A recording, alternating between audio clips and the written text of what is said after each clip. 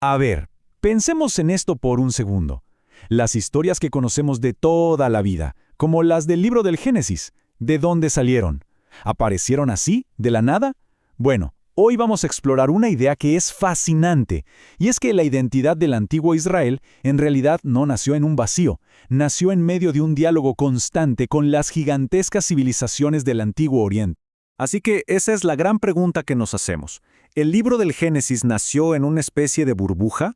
O sea, simplemente apareció totalmente aislado de las culturas increíbles que estaban floreciendo justo a su lado, como en Mesopotamia, Egipto o Canaán.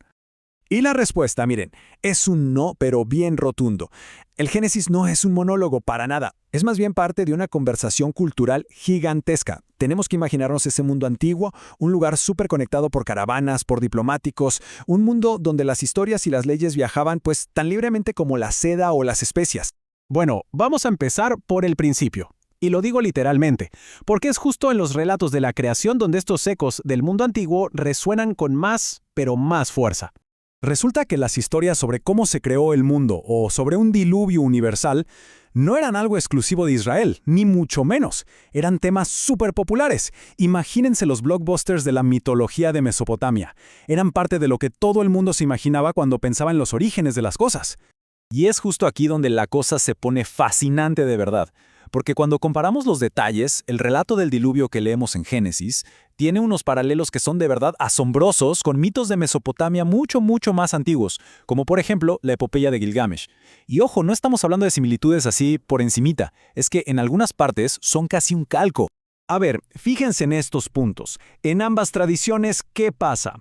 Un dios le advierte a un héroe que viene una inundación catastrófica.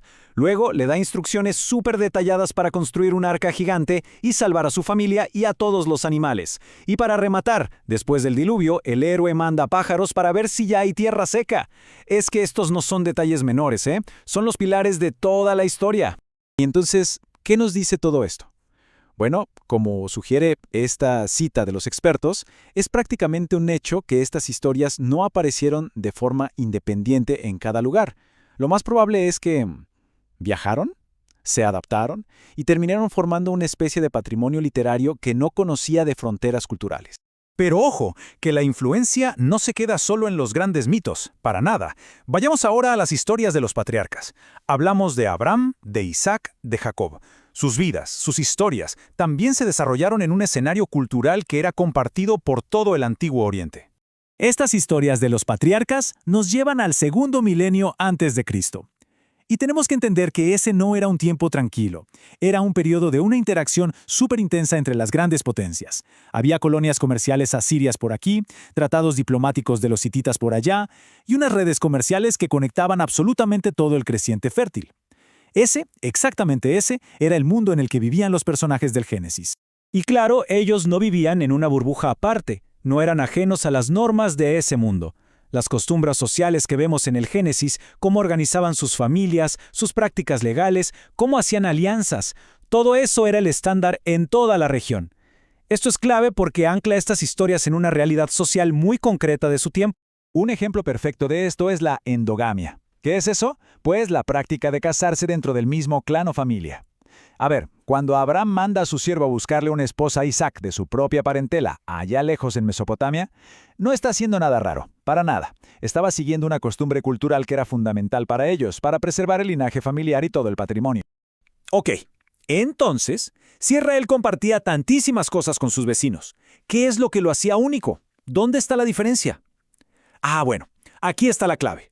El Génesis agarra herramientas culturales que eran comunes para todos, como las genealogías, y las usa de una forma brillante para definir quién es Israel y, muy importante, quién no lo es. De hecho, todo el libro del Génesis gira alrededor de una palabra hebrea, Toledot, que significa generaciones o linaje. Y esto no es un detallito, es literalmente el esqueleto que sostiene toda la narrativa. Es la clave para entender cómo se construye la identidad a lo largo del libro. Y miren, esta tabla lo explica perfecto. El Génesis lo que hace es establecer lo que los expertos llaman relaciones dialécticas. O sea, Israel se define a sí mismo tanto por su conexión con sus vecinos como por su separación de ellos. Piénsenlo, Abraham es el padre de Isaac, pero también de Ismael. E Isaac es el padre de Jacob, que luego será Israel, pero también de Esaú, que es el antepasado de Edom. ¿Ven el patrón? Así que como ven, estas genealogías son mucho, pero mucho más que simples listas de nombres. Son un mapa de identidad, un mapa que básicamente dice, miren, estamos emparentados con estos pueblos, compartimos un origen, sí, pero nuestro camino y nuestro destino son diferentes. Es una forma súper inteligente de trazar fronteras, pero no en la tierra, sino en la identidad misma. Entonces, si juntamos todas estas piezas, ¿cuál es la imagen que nos queda? Pues no la de una cultura aislada, ni mucho menos, sino la de una cultura que se forjó en el calor de un diálogo constante, creativo con todo el mundo que la rodeaba. Y a esta cita lo resume a la perfección. Este es el consenso de los académicos hoy en día. Esa vieja idea de que había una ruptura total como un muro cultural entre Israel y sus vecinos, pues simplemente ya no se sostiene. La evidencia apunta hacia otro lado.